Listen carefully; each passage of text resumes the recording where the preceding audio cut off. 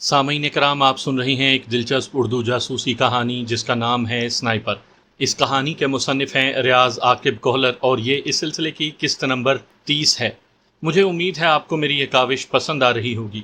آپ نے اگر ابھی تک میرا چینل کہانی گھر سبسکرائب نہیں کیا تو ابھی میرے چینل کو سبسکرائب کر کے بیل نوٹیفیکیشن آن کر لیجئے تاکہ آنے والی ہر نئی کہانی کی اطلاع بر وقت آپ تک پہنچ سکے۔ اب اصل کہانی کی طرف آتے ہیں۔ تو میں بات کر رہا تھا اپنے بے گناہی کے ثبوتوں کو ڈھونڈنے کی، اور ایسا کرنے کے لیے میرے پاس کوئی واضح لائحہ عمل موجود نہیں تھا۔ اس کے ساتھ پلوش شاہ کی تلاش ایک علیحدہ سردرد تھی۔ اس جذباتی لڑکی سے کوئی بعید نہیں تھا کہ میری بے گناہی کے ثبوت ڈھونڈتے ڈھونڈتے خود کو کسی مشکل میں پھنسا دیتی۔ میری وجہ سے اب وہ بھی البرٹ بروک وغیرہ کی نظر میں ایک دشمن ہی تھی۔ اس پر قابو پانے کے بعد جانے وہ اس کے ساتھ کیا سلوک کرتے، ایک خوبصورت لڑکی کا ایسے درندوں کے چنگل میں پھنس جانا ایک مرد کی نسبت زیادہ تکلیف دہ اور اذیت ناک ہوتا ہے۔ عورت کو جان کے ساتھ عزت کا مسئلہ بھی درپیش ہوتا ہے، اور اپنی عصمت کی حفاظت اس کے لیے اپنی جان سے بھی زیادہ معنی رکھتی ہے۔ مجھے اگر ذرا سا بھی شک ہوتا کہ وہ کوئی ایسا کام کر دے گی تو میں جاتے ہوئے اسے سختی سے منع کر گیا ہوتا، مگر اب تیر کمان سے نکل چکا تھا۔ میری شریک حیات جسے میں پھولوں کی سیج پر سلانا چاہتا تھا، وہ آگ اور خون کے دریا میں چھلانگ لگا چکی تھی۔ میری سوچوں میں کمانڈر نصر اللہ کی آمد سے خلل پڑا۔ انہوں نے چائے کے برتن ٹرے میں اٹھائے ہوئے تھے اور کندھے سے رشین ساخت کی کلاشنکوف لٹکائی ہوئی تھی جس کی بیرل قلم نما ترشی ہوئی تھی۔ کمانڈر نصر اللہ روس کے خلاف جہاد میں حصہ لے چکے تھے اور یقیناً یہ خوبصورت ہتھیار اسی دور کی یادگار تھا۔ کلاشنکوف روس کے ایک سائنسدان میخائل کلاشنکوف کی ایجاد ہے۔ روس کے بعد اس ہتھیار کو بہت سارے ممالک نے بنایا ہے۔ ہر ملک نے اس میں مناسب تبدیلی بھی کی، مگر اس کا بنیادی فنکشن وہی رہا۔ چائنا، انڈیا اور پاکستان خود بھی یہ ہتھیار بنا رہا ہے۔ یہ ایک ہر دل عزیز ہتھیار ہے۔ موسم اس کی کارکردگی پر اثر انداز نہیں ہوتا، ورنہ کافی ہتھیار ایسے ہیں جو منفی درجہ حرارت میں کام کرنا چھوڑ دیتے ہیں۔ یہ مجاہدین، دہشت گردوں، پاک آرمی، انڈین آرمی میں باقاعدہ سے استعمال ہو رہا ہے۔ دنیا میں اگر نئے ہتھیاروں کی ایجاد کا جائزہ لیں تو سینکڑوں ہزاروں قسم کے نئے ہتھیار متعارف ہو چکے ہیں، مگر اس کے استعمال میں کمی کے بجائے اضافہ ہی ہوا ہے۔ پہلے اس کا بٹ لکڑی کا ہوتا تھا اور بیرل کے ساتھ ایک فولڈ ہونے والی سنگین لگی ہوتی تھی۔ آج کل یہ کلوز بٹ میں بھی دستیاب ہے اور اس کی بیرل کے ساتھ لگی ہوئی سنگین بھی ختم کر دی ہے۔ اس کے ساتھ استعمال ہونے والی میگزینیں بھی مختلف قسم کی ہوتی ہیں، جن میں 30، 40 اور 70 گولیوں تک پڑتی ہیں۔ چائے کے ساتھ وہ بسکٹ بھی لے آئے تھے۔ چند بسکٹ چبا کر میں نے چائے کی پیالی میدے میں انڈیلی اور کلاشنکوف کا جائزہ لینے لگا۔ اس کے ساتھ 40 گولیوں والی میگزین لگی ہوئی تھی۔ قریباً 40 سال سے یہ میرے پاس ہے۔ مجھے کلاشنکوف کا جائزہ لیتا دیکھ کر کمانڈر اس ہتھیار کے ساتھ اپنی رفاقت کی داستان سنانے لگا۔ یہ مجھے ابو جان نے تحفے میں دی تھی، اور اس کے بعد سے اسے میں نے کبھی بھی خود سے جدا نہیں کیا۔ نہ جانے کتنے اسلام کے دشمن اس کی بیرل سے نکلی گولی کا نشانہ بنے، جانے کتنے ایسے مواقع آئے جب اس نے میری جان بچانے میں کلیدی کردار ادا کیا، اور جانے کتنی مرتبہ اس کی مدد سے میں نے اپنے مشکل میں پھنسے ساتھیوں کی مدد کی۔ یہ سب شمار سے باہر ہے۔ جب سے میں گوشہ نشین ہوا ہوں اس وقت سے یہ سوچ رہا تھا کہ یہ کس کے حوالے کروں، کیونکہ میں تو بوڑھا ہو گیا ہوں۔ یہ ابھی تک پہلے کی طرح تازہ دم ہے اور اسے گوشہ نشین کروانا ناانصافی ہوگی، لیکن یہ بھی حقیقت ہے کہ مجھے کوئی ایسا نظر نہیں آ رہا تھا جسے یہ قیمتی اور نایاب ہتھیار تحفے میں پیش کر سکوں۔ ایک دفعہ تو میں نے اسے اپنے بڑے بیٹے کے حوالے کرنے کا سوچا، مگر بعد میں وہ مجھے اس کا صحیح حقدار نظر نہ آیا۔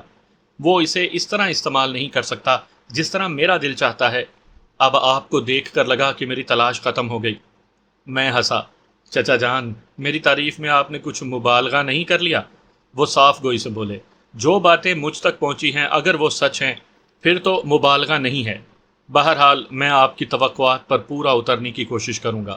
بیٹا، ایک بات ہمیشہ یاد رکھنا، ایک انسان سے توقعات اس کی صلاحیتوں اور ماضی کے کارناموں کو مد نظر رکھ کے کی جاتی ہیں، مگر مستقبل کا حال تو اللہ پاک بہتر جانتا ہے۔ ضروری نہیں ماضی کا ہیرو مستقبل میں بھی اپنی فتوحات کے جھنڈے گاڑتا جائے۔ ہو سکتا ہے آپ کو اس ہتھیار سے ایک گولی بھی چلانے کا موقع نہ ملے، اور خدا نخواستہ اس سے پہلے ہی آپ کسی کی گولی کا نشانہ بن جائیں۔ میرے لیے بس یہ اطمینان کافی ہے کہ آپ اس ہتھیار کو مجھ سے بھی بہتر طریقے سے استعمال کر سکتے ہیں، اور یہی میرا مطمع نظر ہے۔ بجا فرمایا۔ ان کی بات تردید کرنے کے قابل نہیں تھی۔ اسی اثناء میں عصر کی اذان ہونے لگی تھی۔ وہ مسجد تشریف لے گئے اور میں وہیں نماز ادا کرنے لگا۔ ان کی واپسی پر میں نے انہیں کہہ کر بازار سے ابتدائی طبی امداد کا کچھ سامان منگوا لیا تھا، جس میں درد کش اور اینٹی بائیوٹک گولیاں، انجیکشن اور ابتدائی طبی امداد کی کوئی اور ضروری چیزیں شامل تھیں۔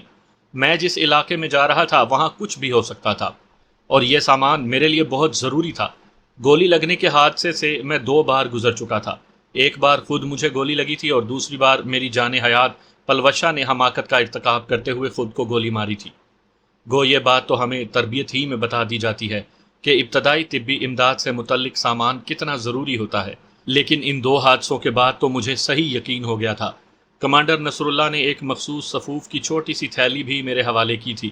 یہ سفوف زخم وغیرہ میں بھرنے سے درد، جلن اور سوزش کو بھی ختم کرتا تھا اور خون کے بہاؤ میں بھی رکاوٹ ڈالتا تھا۔ یہ وہی سفوف تھا جو پلوشہ نے میرے کندھے سے گولی نکال کر زخم میں ڈالا تھا۔ رات کا کھانا وہ نماز مغرب کے بعد لے آئے تھے۔ عشاء پڑھ کر میں سونے کے لیے لیٹ گیا کہ صبح سویرے ہی مجھے سرحد عبور کرنی تھی۔ نہ جانے افغانستان میں کون سے ہنگامے میرے منتظر تھے۔ موسم رات ہی سے ابر آلود تھا، سورج طلوع ہوئے کافی دیر ہو چکی تھی، مگر بادلوں کی وجہ سے سورج اب تک پردے ہی میں تھا۔ ہمارے ہاں نومبر کا موسم کافی خوشگوار ہوتا ہے، کیونکہ گرمی کا زور ٹوٹ چکا ہوتا ہے اور سردی کی آمد میں تھوڑی تاخیر ہوتی ہے، مگر وزیرستان میں نومبر ہی سے سردی اپنے پنجے گاڑنے لگتی ہے۔ اس وقت گرم کوٹ اور اونی چادر میں لپٹے ہونے کے باوجود مجھے سردی محسوس ہو رہی تھی۔ میں اس وقت ایک ایسی جگہ موجود تھا جہاں سے افغانستان کی سرحد چند فرلانگ ہی کے فاصلے پر تھی۔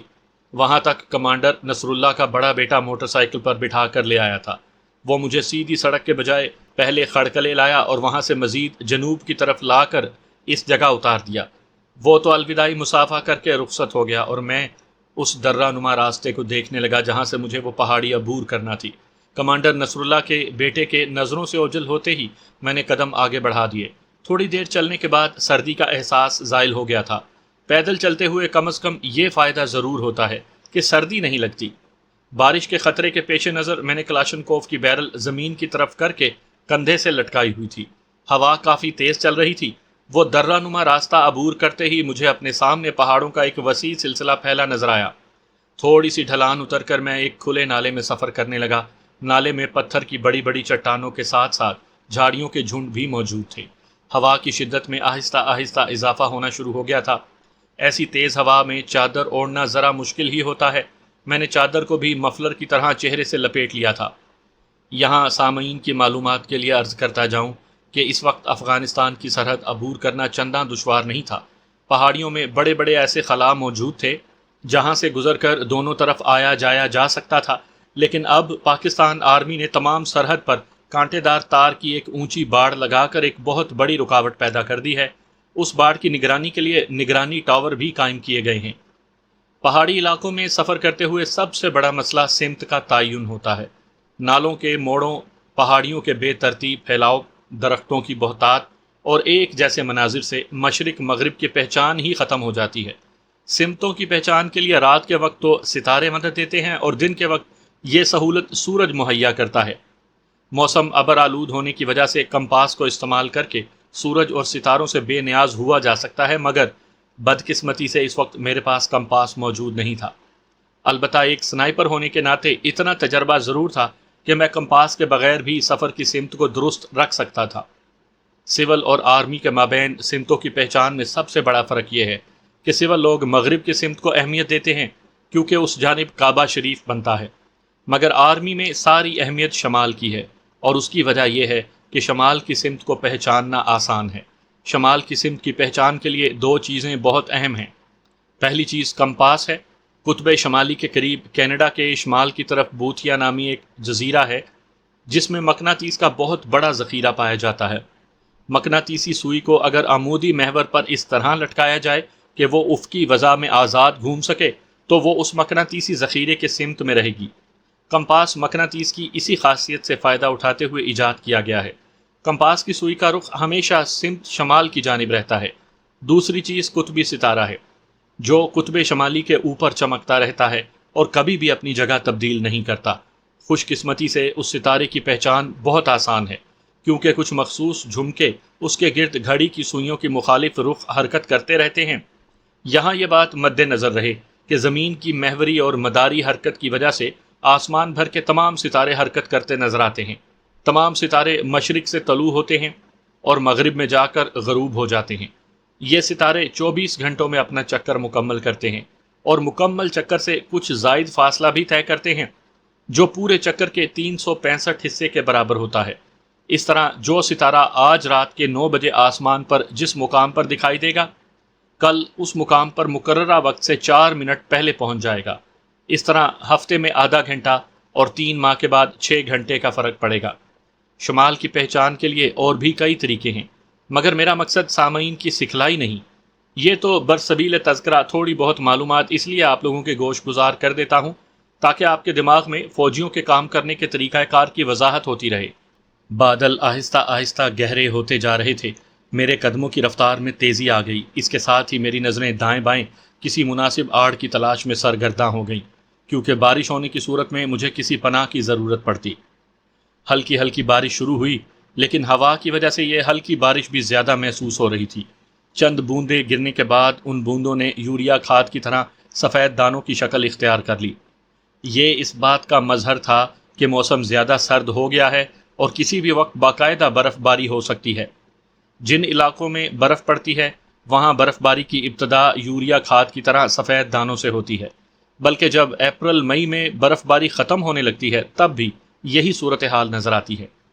یہ سفید دانے زمین پر گرتے ہی پانی کی صورت اختیار کر لیتے ہیں، البتہ اصل برف باری جو روئی کے گالوں کی صورت پڑتی ہے وہ اگر کم مقدار میں پڑے تو جلد ہی پگھل جاتی ہے، اور زیادہ دیر جاری رہنے کی صورت میں زمین پر اپنی اصل شکل میں موجود رہتی ہے، اور پھر آہستہ آہستہ طے با طے یہ پہاڑوں کو سفید لباس پہنا دیتی ہے۔ درجہ حرارت منفی میں ہونے کی وجہ سے اس کا پگھلنا رک جاتا ہے اور یہ کئی فٹ تک بلند ہو جاتی ہے۔ وزیرستان میں تو یہ زیادہ سے زیادہ 4-5 فٹ تک ہی پڑتی ہے، البتہ شمالی علاقہ جات میں یہ کئی جگہوں پر 40 فٹ سے بھی تجاوز کر جاتی ہے۔ کسی مناسب پناہ کی تلاش سے پہلے ہی ہوا کی شدت میں کمی آنے لگی اور اس کے ساتھ ہی بارش بھی ایک دم ختم ہو گئی تھی۔ کشمیر کی طرح اس علاقے کے موسم کا بھی کوئی پتہ نہیں چلتا۔ ایک دم بادلوں کا چھا جانا اور پھر اچانک ہی دھوپ نکل آنا روزمرہ کا معمول ہے۔ ایسی صورتحال تقریباً ہر پہاڑی علاقے میں نظر آتی ہے۔ اس وقت بھی ایسا ہی ہوا۔ گہرے بادل دائیں بائیں ہوئے اور سورج پوری آب و تاب سے چمکنے لگا۔ میں نے آسمان کی طرف نگاہ اٹھائی۔ بادل مکمل طور پر غائب نہیں ہوئے تھے، یقیناً سورج کے ساتھ ان کی آنکھ مچولی جاری رہتی۔ میں جس نالے میں چل رہا تھا فرلانگ بھر کے فاصلے پر وہ نالا 2 حصوں میں تقسیم ہو کر ایک سرا شمال کی جانب مڑ گیا تھا جبکہ دوسرا جنوب کی طرف۔ خود میرا رخ مغرب کی جانب تھا۔ سامنے ایک سیدھی پہاڑی تھی جس کی چڑھائی اتنی مشکل تھی کہ میں اسے اوپر سے عبور کر کے آگے نہیں بڑھ سکتا تھا۔ قریب جا کر دیکھنے پر معلوم ہوا کہ جنوب کی سمت اس پہاڑی کی بلندی بتدریج کم ہوتی جا رہی تھی۔ میں بھی جنوب کی طرف مڑ کر ترچھا ہی بلندی کی طرف گامزن ہو گیا۔ تھوڑا تھوڑا بلند ہو کر آخر میں پہاڑی کے اوپر پہنچ ہی گیا۔ وہاں سے اگلی طرف اترنا آسان تھا۔ شدید سردی کے باوجود مجھے پسینہ آ گیا تھا۔ دوسری جانب تھوڑا سا اترتے ہی مجھے پہاڑی چشمہ نظر آ گیا، جو پانی پتلی دھار کی صورت نیچے گر رہا تھا۔ گرمیوں کے موسم میں ان چشموں میں پانی کی مقدار بہت زیادہ ہوتی ہے۔ سردیوں میں زیادہ تر چشمے تو منجمد ہو جاتے ہیں اور جو جاری رہتے ہیں ان میں بھی پانی کی مقدار نہایت کم ہو جاتی ہے۔ پانی کی بوتل کو خالی کر کے میں نے تازہ پانی بھرا اور چشمے کے کنارے بیٹھ کر کھانا کھانے لگا۔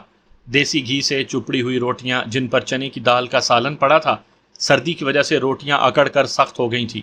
دائیں بائیں سے خشک ٹہنیاں جمع کر کے میں نے آگ جلائی اور روٹیاں آگ پر پکڑ کر سیکنے لگا۔ میرے سفری تھیلے میں ضرورت کا تقریباً تمام سامان موجود تھا۔ پہاڑی علاقے اور جنگلات میں سفر کرتے ہوئے مقامی لوگوں کے ملنے کا بہت زیادہ اتفاق ہوتا ہے۔ ایسی جگہ پر عموماً لوگ اچھے مہمان نواز بھی ہوتے ہیں، مگر ہم سنائپرز پہلے ہی سے سفری ضروریات کا بندوبست کر کے چلتے ہیں اور ایسے اتفاقات کو کم ہی نظر میں رکھتے ہیں۔ کھانا کھا کر میں نے ملک پاؤڈر سے چائے تیار کی۔ پیالی کو منہ سے لگاتے ہوئے ایک دم پلوشا میرے خیالوں میں آدھم کی۔ شادی کے بعد سے ہمیشہ میری پیالی سے پہلا گھونٹ وہی بھرا کرتی اور اس کے ساتھ ہی شوخ لہجے میں پوچھا کرتی، راجو میری جھوٹی چائے زیادہ میٹھی ہوتی ہے نا؟ اس کا خیال آتے ہی جانے کیوں وہ چائے مجھے بہت زیادہ پھیکی لگنے لگی۔ چائے پی کر میں ایک بار پھر آگے جانے کے لیے تیار ہو گیا تھا۔ اگر راستہ نہ بنا ہوا ہوتا تو عموماً اترائی چڑھائی سے بھی زیادہ مشکل ہو جاتی۔ اس جانب ڈھلان کافی دشوار تھی اور ایسی ڈھلان میں پاؤں کے ذرا سے غلط جگہ پڑنے پر انسان گھنٹوں کا سفر سیکنڈز میں طے کر لیتا ہے، مگر جہاں اس کا سفر رکتا ہے وہاں سے آگے جانے کے لیے اسے لامحالہ کندھوں کی ضرورت پڑتی ہے، اور جسے کندھے میسر نہ ہوں اسے بھیڑیوں وغیرہ ہی کی خوراک بننا پڑتا ہے۔ مجھے نہ تو بھیڑیوں کی خوراک بننے کا کوئی شوق تھا اور نہ پرائے کندھوں پر سفر کرنے کی خواہش، اس لیے سنبھل سنبھل کر اترنا پڑا۔ نالے میں اتر کر میرے قدموں میں تھوڑی تیزی آ گئی کہ گرنے وغیرہ کا خطرہ ختم ہو گیا تھا۔ گو پہاڑی نالے بھی بتدریج نیچے اترتے جاتے ہیں، مگر یہ اترائی بہت ہلکی اور خفیف ہوتی ہے۔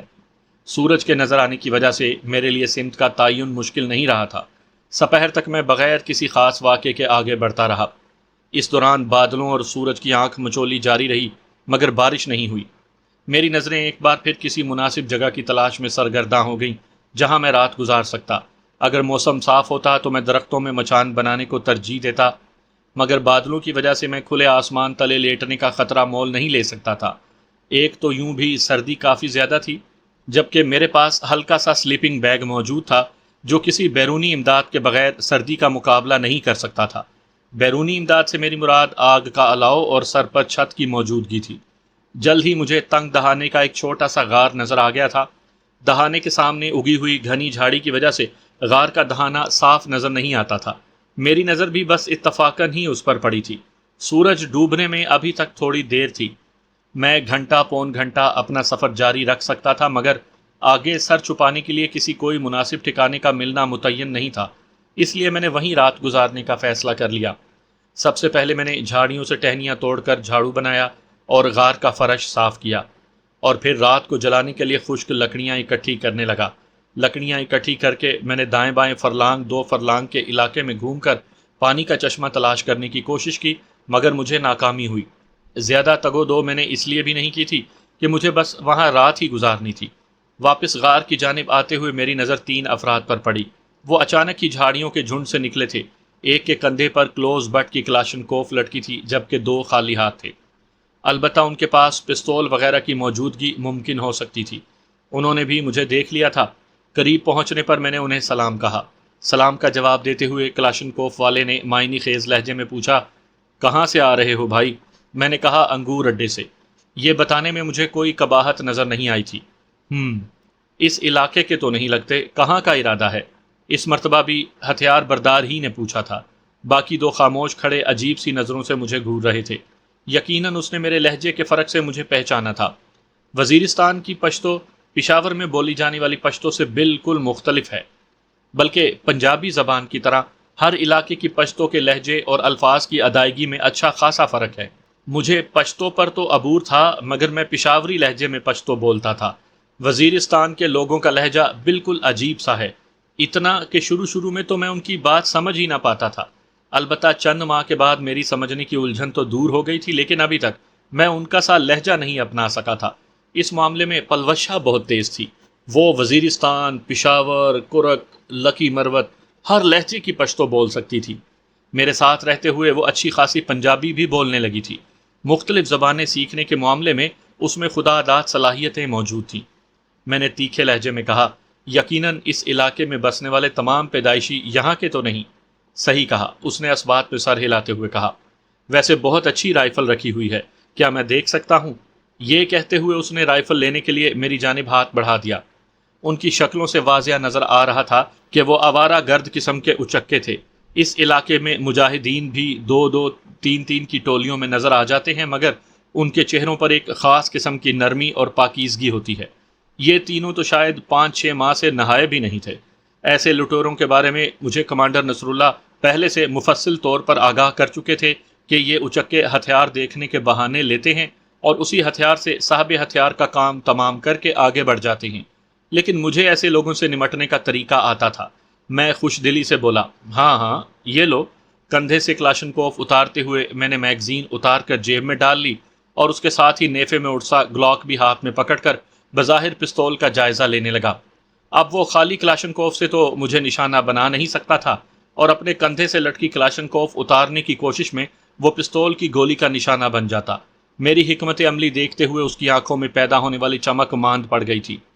ایک دفعہ خالی کلاشنکوف کاک کر کے اس نے ٹریگر دبایا اور پھیکی مسکراہٹ سے کلاشنکوف واپس میری جانب بڑھا دی۔ واقعی بہت اچھی رائفل ہے۔ میں نے کچھ کہے بنا اس کے ہاتھ سے کلاشنکوف لے کر میگزین چڑھائی اور کلاشنکوف کو کاک کر کے پستول نیفے میں اڑس لیا۔ میں ان کے سامنے نہ تو کوئی ڈر، خوف اور کمزوری ظاہر کرنا چاہتا تھا اور نہ انہیں کوئی ایسا موقع دینا چاہتا تھا کہ وہ مجھ پر وار کر سکیں۔ اتنا تو وہ بھی سمجھ گئے تھے کہ میں انہیں پہچان چکا ہوں اور یہاں ان کی دال نہیں گلنے والی۔ مزید وقت برباد کیے بغیر ہتھیار بردار بولا، شکریہ بھائی، چلتے ہیں۔ یہ کہتے ہوئے اس نے اپنے ساتھیوں کو چلنے کا اشارہ کیا اور وہ تمام آگے بڑھ گئے۔ میں وہیں کھڑا انہیں جاتے ہوئے دیکھتا رہا۔ میں نہیں چاہتا تھا کہ میرے مڑتے ہی وہ وار کر گزریں۔ ان کے جھاڑیوں کے جھنڈ میں اوجل ہوتے ہی میں غار کی طرف بڑھ گیا۔ وہ غار تھوڑا بلندی پر تھا، سورج پہاڑوں کے پیچھے غائب ہو چکا تھا مگر غروب نہیں ہوا تھا۔ غار تک پہنچنے کے لیے بھی میں نے احتیاط کا مظاہرہ کیا تھا۔ غار کے دہانے کے سامنے موجود جھاڑی کے عقب میں بیٹھ کر میں نالے کی طرف دیکھنے لگا۔ وہاں سے پورا نالا نظر آ رہا تھا۔ وہاں بیٹھے ہوئے مجھے چند ہی لمحے گزرے تھے کہ وہ تینوں محتاط انداز میں واپس جاتے نظر آئے۔ کلاشن کے علاوہ انہوں نے میرے پاس گلاک 19 بھی دیکھ لیا تھا۔ اتنے قیمتی ہتھیاروں کے حصول کے لیے وہ موذی کچھ بھی کر سکتے تھے۔ ایسے آوارہ گرد ظالم اور بزدل ہوتے ہیں۔ سامنے سے کبھی وار نہیں کرتے، ہمیشہ پیٹھ پیچھے اور چھپ کر وار کرتے ہیں۔ ایسے لوگ ضمیر، احساس اور اخلاق نام کے کسی جذبے سے واقف نہیں ہوتے۔ وہ احتیاط اور تیز رفتاری سے آگے بڑھ رہے تھے۔ یقیناً وہ یہی سمجھ رہے تھے کہ میں وہاں سے آگے بڑھ گیا ہوں۔ میرے ہونٹوں پر زہریلی ہنسی نمودار ہوئی۔ میرا غار تک محتاط انداز میں پہنچنا کام آ گیا تھا۔ ان کے آگے بڑھتے ہی میں غار میں گھس گیا اور اب یقیناً وہ کافی دور تک مجھے ڈھونڈتے ہوئے جاتے۔ یوں بھی وہاں کوئی متعین راستہ تو موجود نہیں تھا کہ میری تلاش میں انہیں آسانی ہوتی۔ وہ نالا موڑ مڑ کر میری نظروں سے اوجھل ہو گئے تھے۔ شام کا ملگجا اندھیرا ہر طرف پھیل گیا تھا۔ وضو کے لیے پانی تو موجود نہیں تھا، مجبوراً مجھے تیمم کرنا پڑا۔ تیمم بھی اللہ پاک کی عجیب نعمت ہے کہ پانی کی غیر موجودگی میں بھی بندے کو اللہ پاک کے دربار میں حاضری کی اجازت مل جاتی ہے۔ نماز پڑھ کر میں نے اپنی گرم چادر غار کے دہانے پر لٹکا دی تاکہ آگ جلانے پر اس کی روشنی دور تک نظر نہ آئے۔ گو دہانے کے سامنے اچھی خاصی گھنی جھاڑیاں موجود تھیں، لیکن پھر بھی میں نے احتیاط کا دامن ہاتھ سے چھوڑنا مناسب نہ سمجھا۔ روشنی کو چھپانے کے ساتھ وہ چادر ہوا وغیرہ کے لیے اچھی خاصی رکاوٹ بنتی۔ بس پانی اتنا ہی بچا تھا کہ میں بمشکل ایک پیالی چائے کی بنا سکتا تھا۔ دن کے بچے ہوئے کھانے سے بھوک مٹا کر میں نے ایک پیالی چائے بنا کر پی اور آرام کرنے لیٹ گیا۔ آگ کی وجہ سے غار کا ماحول کافی خوشگوار ہو گیا تھا۔ رات گئے سردی کی وجہ سے میری آنکھ کھل گئی۔ آگ کب کی بجھ چکی تھی، کوئی چنگاری تک نظر نہیں آ رہی تھی۔ دوبارہ لکڑیوں کو ترتیب دے کر میں نے آگ روشن کر لی۔ چند لمحوں کے بعد دوبارہ خوشگوار حدت پھیل گئی تھی۔ میری آنکھیں ایک بار پھر بند ہونے لگیں۔ صبح سویرے ہی میں سامان سمیٹ کر آگے بڑھ گیا۔ نومبر کی طویل رات نے میری نیند اور تھکن کا سدے باب کر دیا تھا۔ کلومیٹر بھر بعد ہی مجھے شفاف پانی کا چشمہ نظر آ گیا۔ خوب سیر ہو کر پانی پی کر میں نے اپنے پاس موجود دونوں بوتلیں بھی بھر لی تھی۔ آسمان پر گزشتہ روز کی طرح ہی بادلوں کے آوارہ جھنڈ مٹر گشت کر رہے تھے۔ تیز ہوا بادلوں کو بکھیرنے سے زیادہ اکٹھا کرنے پر مائل تھی۔ ہوا کی کوششیں جلد ہی رنگ لے آئیں اور پانی کے قطرے تیز سوئیوں کی طرح میرے گالوں پر پڑنے لگے۔ میری نظریں کسی پناہ کی تلاش میں گھومنے لگیں مگر کوئی جائے پناہ دکھائی نہ دی، اس لیے رک کر بھیگنے کے بجائے میں نے چلتے ہوئے بھیگنے کو ترجیح دی۔ رفتہ رفتہ بارش تیز ہونے لگی اور پھر بارش کے قطروں نے یوریا کھاد کے دانوں کی سی شکل اختیار کر لی۔ زمین پر چاروں اطراف سفیدی نظر آنے لگی تھی۔ میری چادر، کوٹ، کپڑے، جوتے، ٹوپی وغیرہ ہر چیز مکمل طور پر گیلی ہو چکی تھی۔ تیز ہوا نے سردی کی شدت میں کئی گنا اضافہ کر دیا تھا۔ میری متلاشی نظریں مسلسل کسی جائے پناہ کی تگ و دو میں تھی مگر مجھے ناکامی ہو رہی تھی۔ اگر میں جلد ہی کوئی پناہ تلاش نہ کر پاتا تو وہ سردی مجھے کوئی جانی نقصان بھی پہنچا سکتی تھی۔ جس طرح گرمیوں میں ہیٹ سٹروک جانی نقصان کا باعث بن سکتا ہے، اسی طرح سردی کا حملہ بھی جان لیوا ثابت ہو سکتا ہے۔ سردیوں میں سب سے بڑا خطرہ فراسٹ بائٹ کا ہوتا ہے، جس میں ہاتھ یا پاؤں سردی کی شدت سے کالے پڑ جاتے ہیں اور ان کا علاج کاٹنے کے علاوہ اور کچھ نہیں ہوتا۔ گو فراسٹ بائٹ کا خطرہ زیادہ تر گلیشیئر، سیاچن اور کارگل وغیرہ کی جانب ہوتا ہے، مگر بے احتیاطی اور مسلسل سردی کی شدت میں گھرے رہنے کے باعث وزیرستان میں بھی اس امکان کو رد نہیں کیا جا سکتا۔ ڈی بلاک پر موجود اپنے فوجی بھائیوں سے مجھے یہ خبر پتہ چلی تھی کہ برف میں سفر کرتے ہوئے برفانی بوٹوں کی غیر موجودگی میں اس یونٹ کے ایک آدمی کو فراسٹ بائٹ ہو گیا تھا جس کی وجہ سے اس غریب کے پاؤں کا پنجہ کٹ گیا تھا۔ اس وقت میرے ساتھ بھی ویسی ہی صورتحال پیش آ رہی تھی۔ میرے پاؤں میں پہنے اسپورٹس شوز بما جرابوں کے بالکل گیلے ہو گئے تھے۔ سفر شروع کرتے وقت بارش کے امکان کو نظر انداز نہ کرنے کے باوجود میں انگور اڈے سے چلتے وقت پانی، پلہ یا کوئی واٹر پروف کوٹ وغیرہ ساتھ نہیں رکھ سکا تھا۔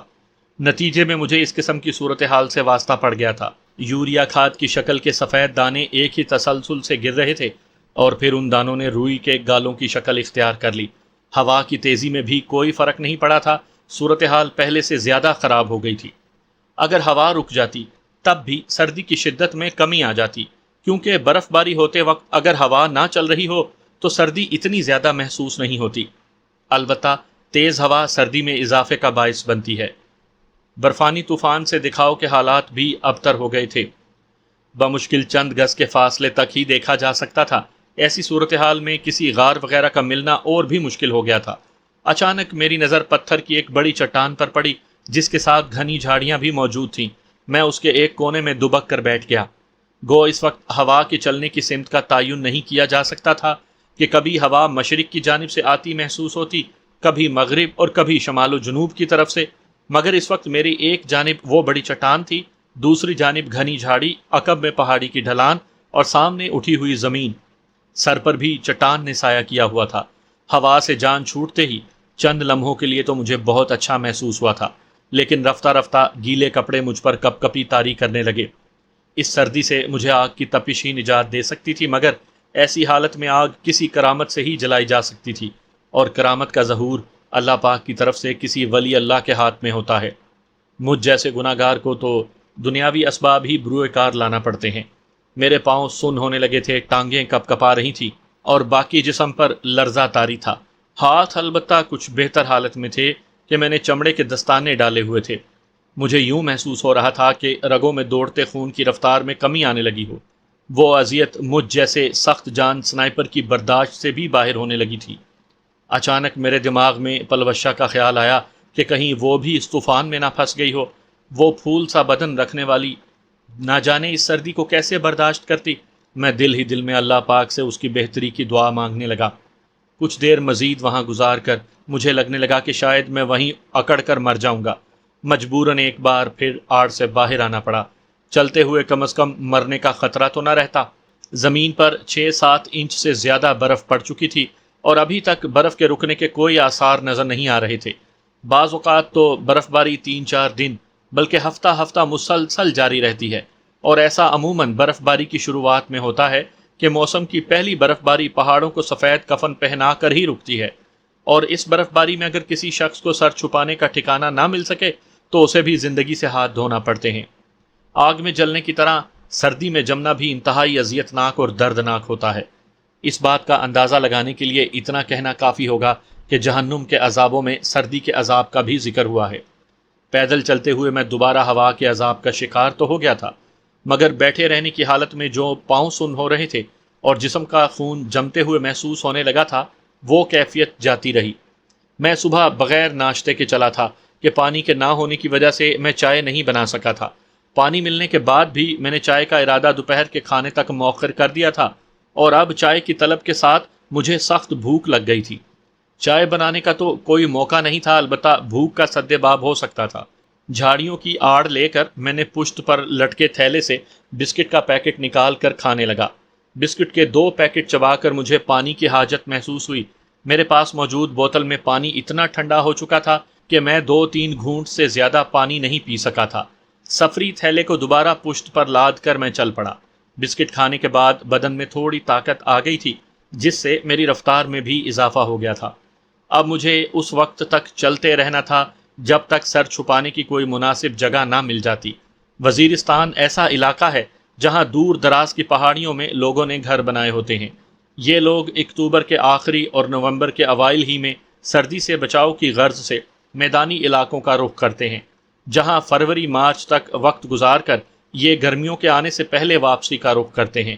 البتہ وزیرستان کے بڑے شہروں اور ایسے دیہاتوں کے لوگ جن کے گھر نسبتاً ہموار جگہوں پر بنے ہوتے ہیں، وہ سردیاں بھی یہیں گزارنا پسند کرتے ہیں۔ وزیرستان سے ملحقہ افغانستانی علاقے کے لوگوں کی بود و باش کا طریقہ کار بھی بالکل یہی ہے۔ اور اسی وجہ سے اس وقت میرا زیادہ دھیان کسی ایسے ہی ویران مکان کی تلاش تھا جو مجھے اس اذیت ناک سردی سے چھٹکارا دلا دیتا۔ ہوا کی شدت میں ہلکی سی کمی ہوئی، مگر روئی کے گالوں کا حجم ذرا بڑا ہوا، ساتھ ہی برف گرنے کی رفتار میں بھی اضافہ ہو گیا تھا۔ دھند بھی پہلے سے گہری ہو گئی تھی۔ میں نالے کی تہہ میں چل رہا تھا، اچانک مجھے خیال آیا کہ دھند کی وجہ سے بلندی پر بنے ہوئے مکان نظر نہیں آ سکتے تھے، اور اس علاقے کے لوگ نالے کی تہہ کے بجائے ڈھلان پر مکان بناتے ہیں۔ یہ خیال آتے ہی میں ہمت کر کے نالے کی داہنی جانب ترچھا ہو کر ڈھلان پر چڑھنے لگا۔ برفانی بوٹ وزن میں بھاری ہوتے ہیں، اتنے کہ عام زمین پر انہیں پہن کر چلنا ایک عذاب ہی ہوتا ہے۔ دونوں بوٹوں کا وزن 5 کلو گرام کے بقدر ہوتا ہے، مگر وہ پہن کر برف میں چلنا نہایت آسان ہو جاتا ہے۔ ان کے ساتھ پھسلنے کا خطرہ بھی نہایت کم ہو جاتا ہے، اور پاؤں سردی کی وجہ سے خراب بھی نہیں ہو پاتے۔ اس وقت میں نے بہترین کوالٹی کے سپورٹس بوٹ پہنے ہوئے تھے، لیکن وہ بوٹ مسلسل ہونے والی بارش اور برف باری کی وجہ سے گیلے ہو چکے تھے، اور چڑھائی چڑھتے ہوئے میں بار بار پھسل بھی رہا تھا۔ تازہ پڑی ہوئی برف پاؤں کے نیچے سے سرک رہی تھی۔ مجبوراً مجھے ایک خشک لکڑی ہاتھ میں پکڑ کر چلتے ہوئے اس کا سہارا لینا پڑا۔ پھسلن کی وجہ سے میری رفتار کافی سست ہو گئی تھی، البتہ بلندی میں چڑھنے کی وجہ سے میری مشقت میں اضافہ ہو گیا تھا، جس کی وجہ سے سردی کا احساس تھوڑا کم ہو گیا۔ سنبھل کر چلنے کے باوجود میرا پاؤں ایک ہموار پتھر پر پھسلا اور میں اپنا توازن برقرار نہ رکھ سکا۔ منہ کے بل گرتے وقت میں نے بمشکل اپنا چہرہ پتھر سے ٹکرانے سے بچایا تھا۔ لکڑی میرے ہاتھ سے چھوٹ گئی تھی۔ میں لڑکتا ہوا نیچے جانے لگا۔ 15-20 فٹ نیچے ایک جھاڑی اگر نہ روکتی تو میں دوبارہ نالے کی تہہ میں پہنچ گیا ہوتا۔ میری جسمانی حالت بھی کافی ناگفتہ بات تھی۔ لڑکتے ہوئے مجھے اچھی خاصی چوٹیں لگی تھی۔ سب سے خطرناک چوٹ جھاڑی میں اٹکنے سے پہلے ایک بڑے پتھر کے میرے کن پٹی پر ٹکرانے سے ہوئی تھی۔ سر پر گرم اونی ٹوپی کی موجودگی کے باوجود میرا سر اس زور سے ٹکرایا تھا کہ میری آنکھوں میں نیلے پیلے تارے چمکے اور میری آنکھیں بند ہو گئیں۔ میں عبدالرشید بیٹنی کی بیٹھک میں پلوشہ کے ساتھ موجود تھا۔ کمرے سے باہر ہونے والی بارش کی وجہ سے سردی کافی زیادہ محسوس ہو رہی تھی۔ پلوشہ نے گرم کمبل میرے جسم سے کھینچ کر اپنے اوپر لپیٹ لیا۔ پلوشے، مجھے بھی تو سردی لگتی ہے نا یار۔ آنکھیں کھولتے ہوئے میں نے اسے نیند سے جگاتے ہوئے باقاعدہ احتجاج کیا۔ ایسا پہلی بار نہیں ہوا تھا کہ مجھے اپنی بات کی وضاحت کرنا پڑتی۔ سوتے میں وہ اکثر سارا کمبل اپنے اوپر کھینچ لیا کرتی۔ وہ مسکراتے ہوئے بولی، مگر مجھے زیادہ سردی لگتی ہے، اور خود ہی تو کہتے ہو کہ میں نازک سی گڑیا ہوں، پھر واویلا کیسا؟ میں نے شہادت کی انگلی اور انگوٹھے میں تھوڑا سا فاصلہ پیدا کرتے ہوئے کہا، تو اتنی سی جان کے لیے پورے کمبل کی کیا ضرورت؟ اچھا یہ لو، سارا کمبل ہی لے لو۔ منہ بسورتے ہوئے اس نے کمبل اپنے جسم سے اتار پھینکا اور ناراضی بھرے انداز میں رخ موڑ لیا۔ اچھا سوری نا یار، ایسا کر کے مجھے تکلیف تو نہ دو۔ میں جلدی سے بیٹھ کر اسے کمبل اڑھانے لگا۔ کہہ دیا نا میں بغیر کمبل کے لیٹوں گی۔ اس نے دوبارہ خود سے کمبل ہٹانے کی کوشش کی، مگر میں نے جلدی سے کمبل سمیت اسے آغوش میں بھرتے ہوئے کہا، چندہ معاف کر دو نا، غلطی ہو گئی۔ اس کا ناز بھرا کہا گونجا، اگر آئندہ مجھے جگایا تو بالکل بھی معاف نہیں کروں گی، اور اب آپ کی سزا یہی ہے کہ کمبل سے باہر ہی لیٹے رہو۔ ٹھیک ہے جی، میں کپ کپاتے ہوئے لیٹ گیا۔ سردی کی شدت میں کئی گنا اضافہ ہو گیا تھا۔ وہ کمبل سے اپنا ملیح چہرہ باہر نکالے مجھے کپ کپاتا ہوا دیکھنے لگی۔ ارے آپ کو تو بہت سردی لگ رہی ہے، اندر آ جاؤ۔ اس نے فوراً مجھے کمبل کے اندر گھسیٹ کر اپنے ساتھ لپٹا لیا، مگر سردی کا احساس ختم ہونے ہی میں نہیں آ رہا تھا۔ پلوشہ، مجھے بہت سردی لگ رہی ہے، میں منمنایا۔ تو قریب ہو جاؤ نا اور کمبل اپنے اوپر صحیح طریقے سے لپیٹ لو۔ اس نے مزید میرے قریب ہونے کی کوشش کی، مگر وہ پہلے ہی اتنے نزدیک تھی کہ مزید نزدیکی ممکن ہی نہیں تھی۔ اس کے ساتھ ہی وہ ہاتھ بڑھا کر میری پشت پر کمبل صحیح کرنے لگی۔ اچانک دروازہ کھلا اور تیز ہوا اندر داخل ہونے لگی، جس کی وجہ سے کمبل لپیٹنا ممکن نہیں رہا تھا۔ ٹھہرو، میں دروازہ بند کر دوں۔ بستر سے اٹھتے ہوئے وہ دروازے کی جانب بڑھی، مگر ہوا اتنی تیز ہو گئی تھی کہ وہ دروازے تک نہیں پہنچ پا رہی تھی۔ راجو، ہوا بہت تیز ہے، میری مدد کرو، اس نے گھبرا کر مجھے آواز دی۔ ہاں مگر مجھے بہت زیادہ سردی لگ رہی ہے۔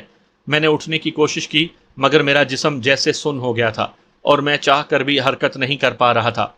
میں نے کراہتے ہوئے کہا، پلوشے، میں اٹھ نہیں سکتا۔ کیا ہوا راجو؟ وہ میری جانب پلٹی۔ تیز ہوا سے اس کے قدم اکھڑ رہے تھے۔ وہ میرے قریب پہنچی، مگر ہوا نے اسے پیچھے کی جانب دھکیل دیا تھا۔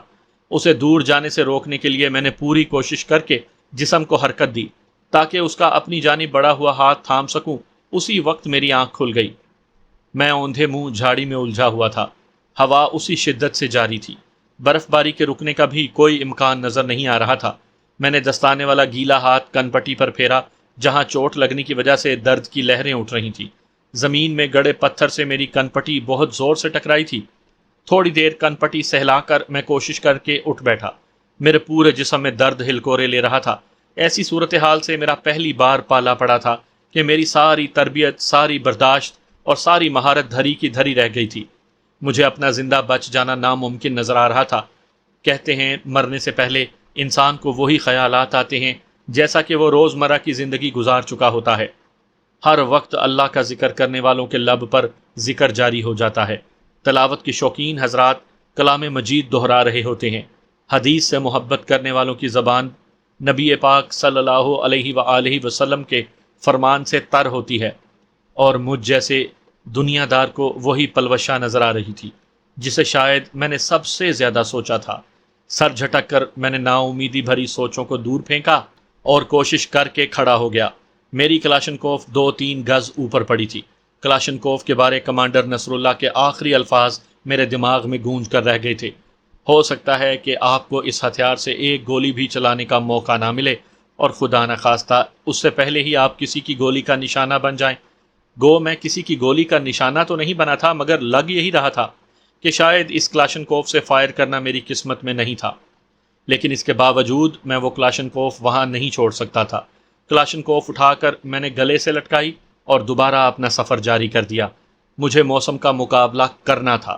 مجھ جیسا سنائپر اتنی جلدی ہار ماننے اور شکست کا اعتراف کرنے پر تیار نہیں ہو سکتا تھا۔ میں رینگنے کی رفتار سے آگے بڑھنے لگا۔ میری نظروں میں ابھی تک کسی پناہ کو پانے کی امید زندہ تھی، اور امید پر ہی دنیا قائم ہے۔ جس نے امید کھو دی، سمجھو اس نے جینے کا آسرا کھو دیا۔ ابھی تک میرے بہت سے کام ادھورے پڑے تھے۔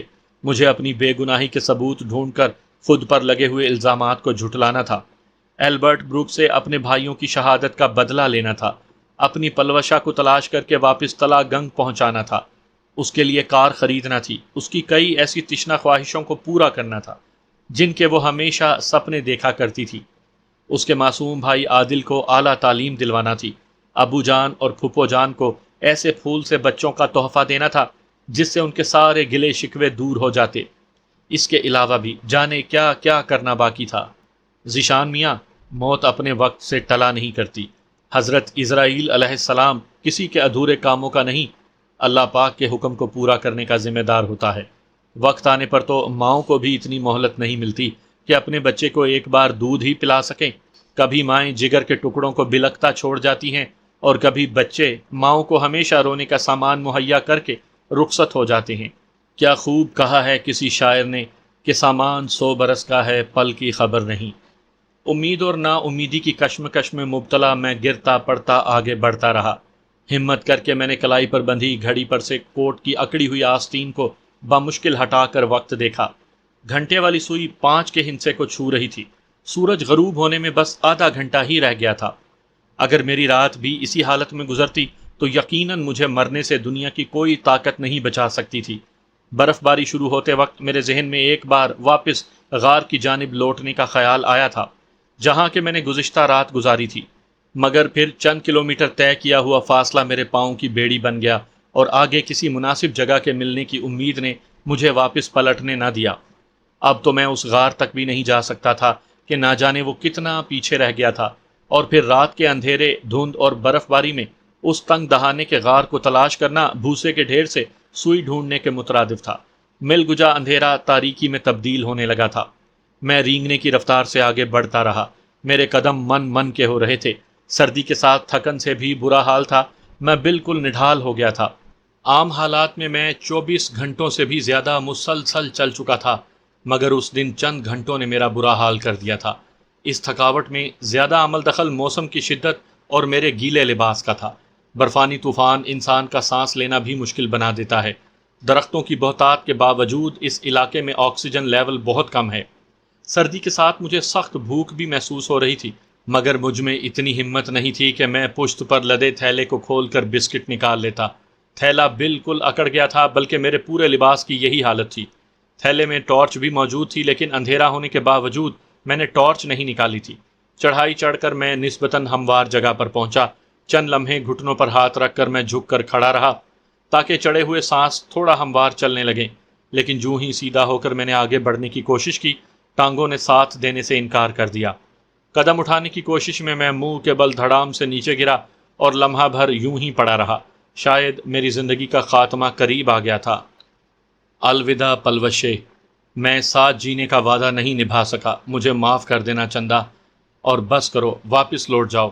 اب میری بے گناہی کے ثبوت ڈھونڈنے میں خوار ہونے کی کوئی ضرورت نہیں، تمہارا راجو ہی باقی نہیں رہا۔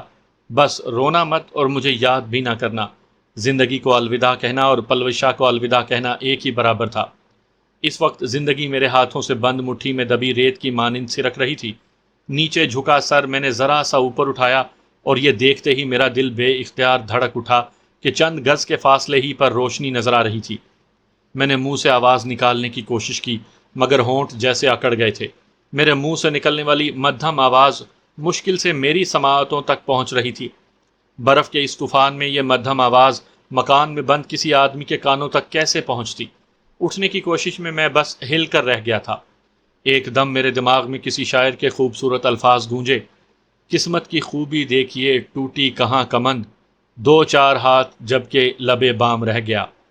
جب اٹھنے کی کوششیں بیکار گئیں تو میں نے رینگ کر ہی آگے بڑھنے کا فیصلہ کیا۔ اگر کوئی بات میرے حق میں جاتی تھی تو وہ اس جگہ کا ہموار ہونا تھا۔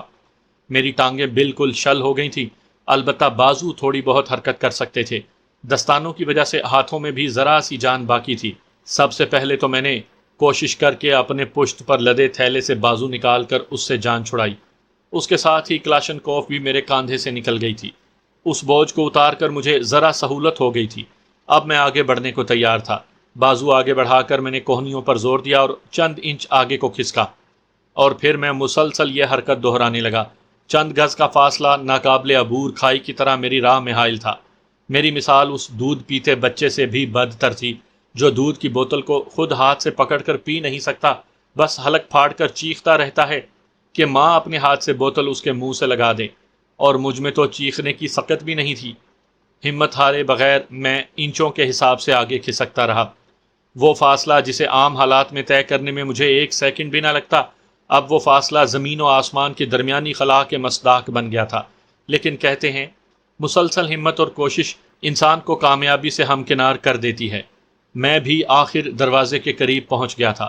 اپنی بے پناہ خوشی پر قابو پاتے ہوئے میں نے اپنا نحیف ہاتھ بڑھا کر دروازے پر دستک دی، اور اس کے ساتھ ہی میرا دل ڈوبنے لگا کہ میری دستک کی آواز سے زیادہ تو دروازہ ہوا سے ہل کر شور پیدا کر رہا تھا۔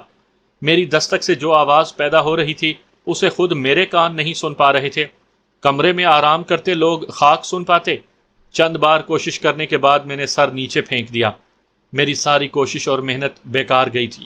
یقیناً گھر والوں کو صبح کے وقت ہی بن بلائے مہمان کا پتہ چل پاتا، اور اس وقت وہ اس مہمان کی ایک ہی خدمت کے قابل رہتے کہ اسے کفن پہنا کر کسی مناسب جگہ دفن کر دیتے۔ برف پر مسلسل لیٹنے کی وجہ سے ایک بار پھر میں بے ہوشی کا شکار ہونے لگا۔ آنکھیں بند ہوتے ہی پلوشا دھم سے میرے خیالات میں آ کودی تھی۔ مجھے سردی سے کانپتا دیکھ کر بھی وہ مسلسل کہے لگاتے ہوئے چڑھا رہی تھی، کمبل تو میرا اپنا ہے، یہ تو نہیں دوں گی۔ پلوشے، مجھے سردی لگ رہی ہے یار۔ تو کیا لگتی رہے، اس نے منہ بنایا۔ اف، میں نے سرد ہوتے ہاتھ رگڑ کر بغلوں میں دبائے۔ ارے راجو، آپ کو تو سچ میں سردی لگی ہے۔ مجھے سنجیدہ ہوتے دیکھ کر وہ فوراً میرے نزدیک آ گئی تھی۔ میں کپ کپاتے ہوئے بولا، پلوچے، مجھے اپنی آغوش میں چھپا لو نا، یہ آغوش ہے میرے راجو کی۔ چاہت بھرے لہجے میں کہتے ہوئے اس نے مجھے کمبل کے اندر کھینچا اور کمبل میرے گرد لپیٹتے ہوئے اپنی آغوش میں سمیٹ لیا۔ مگر یہ کیا، اس کا پورا لباس گیلا تھا۔ میں چلایا، پلوشے، تمہارے کپڑے بھی گیلے ہیں۔ اس نے کپ کپاتی آواز میں کہا، ہاں راجو، مجھے بھی سردی لگ رہی ہے۔ میرا خیال ہے میں دروازہ بند کر کے آگ جلاتا ہوں۔ میں نے کھلے دروازے سے تیز ہوا اندر آتے دیکھ کر مشورہ دیا، جلدی کرو راجو ورنہ آپ کی پلوشا مر جائے گی۔ اس نے رونی صورت بنا کر کہا اور میں نے سرعت سے اٹھنے کی کوشش کی۔ نتیجے میں منہ کے بل گرنے لگا۔ اپنا منہ زمین پر لگنے سے بچانے کے لیے میں نے ہاتھ آگے بڑھائے اور اسی وقت میری آنکھیں کھل گئیں۔ میں کسی انجان شخص کے دروازے پر معذور بھکاری سے بھی بری حالت میں پڑا تھا۔ بھکاری تو پھر بھی آواز دے لیتا ہے، مجھ میں تو آواز دینے کی سکت بھی باقی نہیں تھی۔ میرا دماغ آہستہ آہستہ اندھیروں میں ڈوب رہا تھا۔ آنکھیں بند ہونے پر میں اپنی جان حیات پلوشا کی آغوش میں پہنچ جاتا، اور جب سردی کی شدت جسم میں تکلیف کی لہر اٹھنے سے ہوش میں آتا تو میں اس بے رحم ماحول میں پھنسا دکھائی دیتا۔ موت کو یقینی جان کر میں زیر لب کلمہ شہادت پڑھنے لگا۔ مرتے وقت بس ایک ہی خوشی تھی کہ میری موت ایمان کی حالت میں ہو رہی تھی۔